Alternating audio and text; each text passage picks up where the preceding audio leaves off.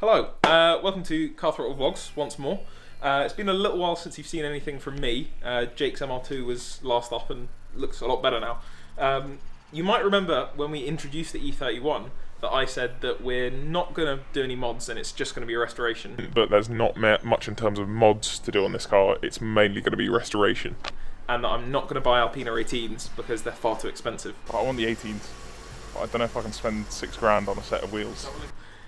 I lied on both of those things. I finally found, after a year of searching, a set of Alpina 18s that came off an original Alpina B12, I believe a 5 litre. To go with that, we've also got an IBAC B12 kit, so that's going to drop it to CSI height. I'm not sure it's going to be correct fitment for me, because I'm a bit of a fitment boy, but we'll work that out as we go. Only other bit of housekeeping is that potentially next week I'll be going over to film with Jack and do some stuff on his cars. So if you want to see that, might have already happened by then, but just either way, go and bully Jack on his Instagram into doing vlog stuff. In the meantime, today, I was going to start doing some stuff on the suspension for this car, but if I take the camera, Will has made a bad decision and joined old BMW gang. Broken old BMW gang. Severely. What have you bought? This is a... Yeah, cool, just face away from the mic when you speak. Yes, great. This is a 2000 E38 735i. Are you a car reviewer? This is A 735 E38i. That's absolutely E38i. 735, so it's not best spec, but it's black. On M parallels. the correct wheel.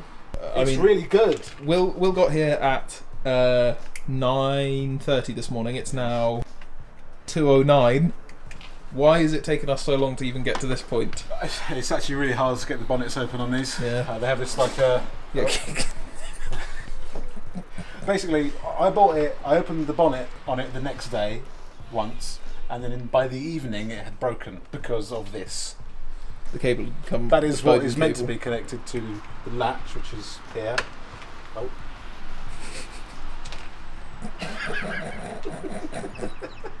We've been using this. This is actually a BMW tool. Yeah, specialised BMW part. So We're this lucky is, to get our hands It's got on like a this. special coating on it, which. It's more like special coating, however.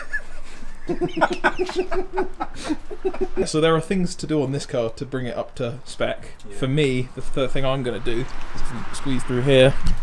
It has a beige interior that is now looking... Well, the driver's seat looks less beige and more green from years of arses that have been on it. So I've had a go at doing it on cleaning up the leather there, and it looks a lot better. So we're going to have a go, do it here, see how it turns out. In other news, Clio dead for now, not starting. We'll work that out in another episode maybe, but nothing to see on that.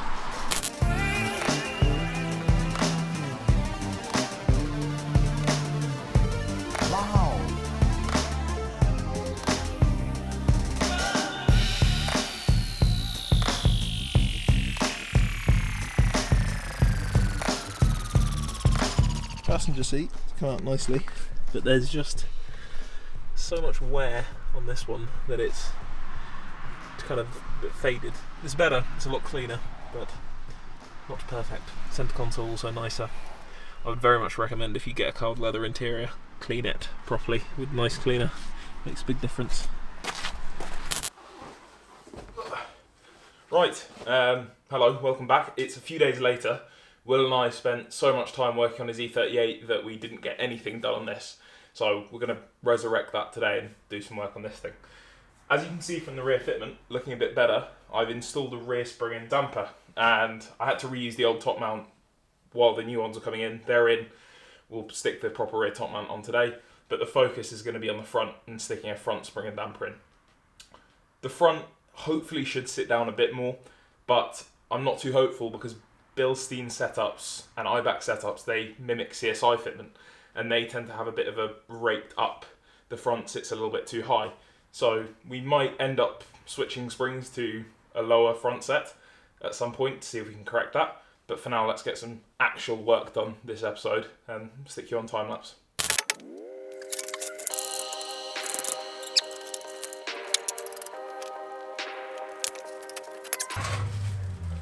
Finally. You may remember when we did Edwin's E28 that we had a massive problem with getting the damper out before we cut the tube for the coilovers. Luckily the E31's designed a little bit differently, so it should come out a bit better. Operating mode should, hopefully, but I'll see if I can take it apart now.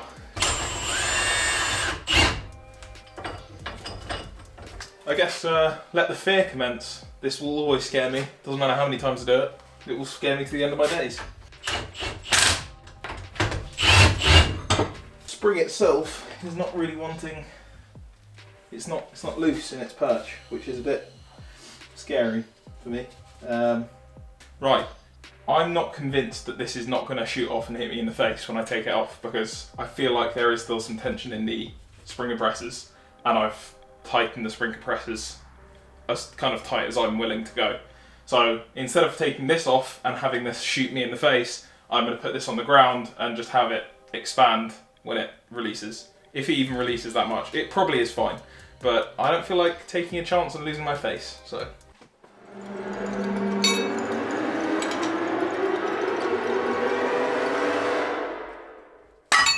Wow. Anticlimactic, okay, but fear. Just give me that.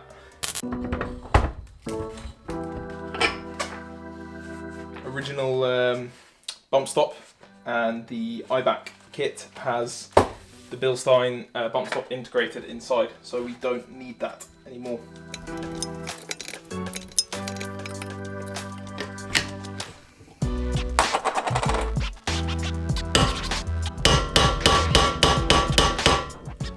No, I don't think I will.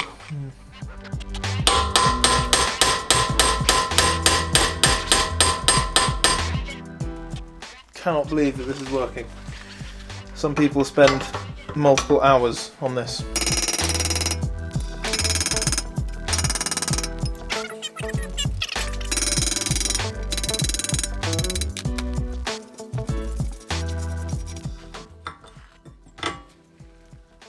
Okay, so we've got a bit of pressure coming out. Don't go drip it. Oh, straight into the bucket. We love it. Ow! Scared the shit out of me.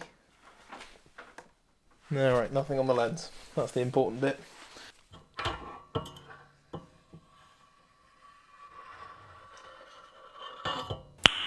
Nice.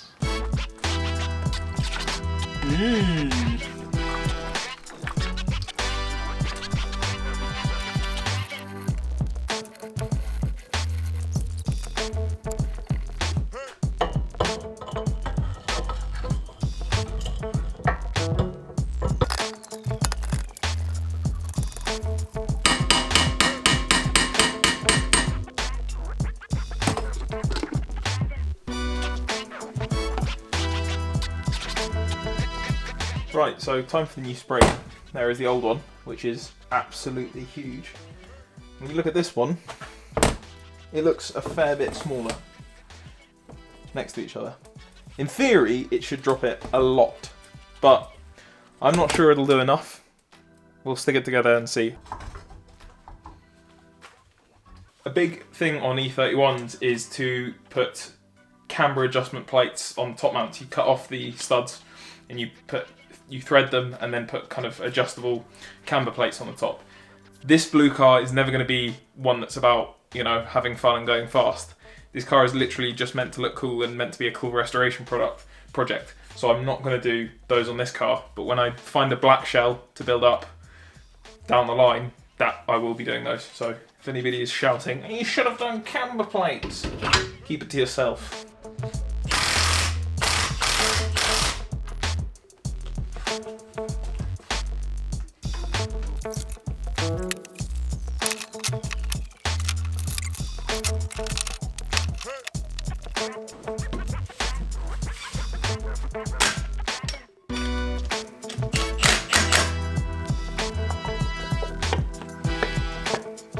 Time to bring it down to the ground, see what it looks like. I'm not expecting that much. It'll need to settle even if it is low, but I think that we're still going to have 2 or 3 things of gap, but See. That's a lot better though.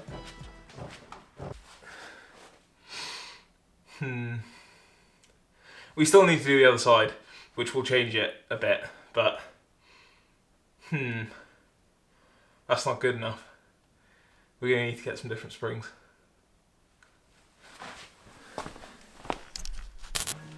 New day.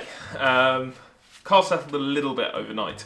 Not enough for what I want. I mean, after driving it will drop a bit more, but I still don't think it's going to be enough for the height that I want it at. I don't want it stance boy spec. I just want it to mimic Alpina fitment, which is a little bit dropped at the front over the rear. After I was finished last night, I quickly stuck the rear top mount, the new rear top mount in the rear. So let's cut to that and see how that went. Wow, that's some content right there. That's why you subscribe to this channel. I've got a load of stuff to do on the Clio. The alternator's died, so thanks France. And it's going to be dark by the time I do the other side. So while we still have a bit of light, I'm going to take the car out, just do a few cinematics in the drive so I can see how they look on the 18s and how you can see how they look on the 18s. So I'm going to quickly swap the set that have some air in them. As you can see, the rears there are a bit dead. But yeah, let's stick the wheels on, take it outside and see how it looks.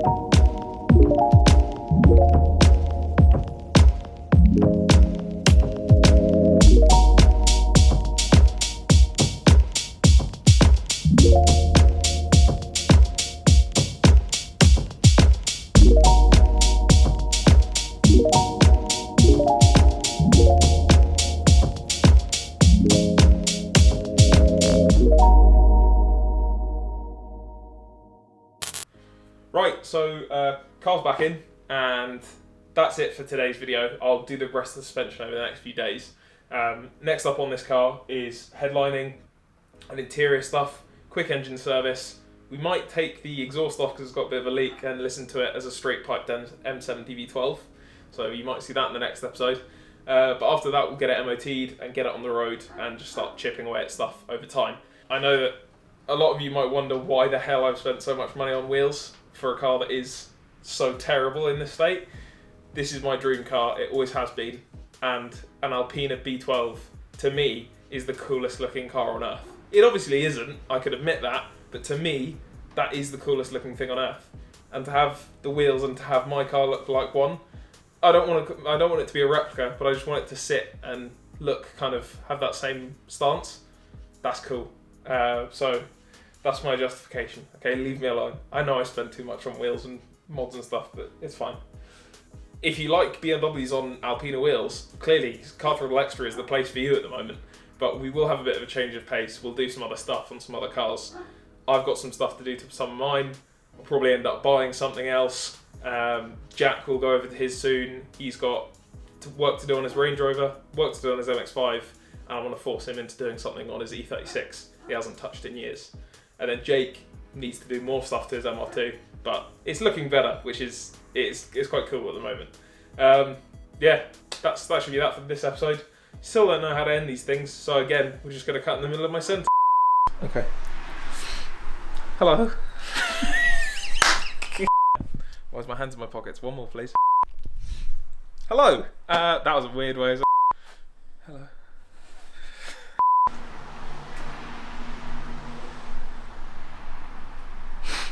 Okay. And that's it for tonight's video.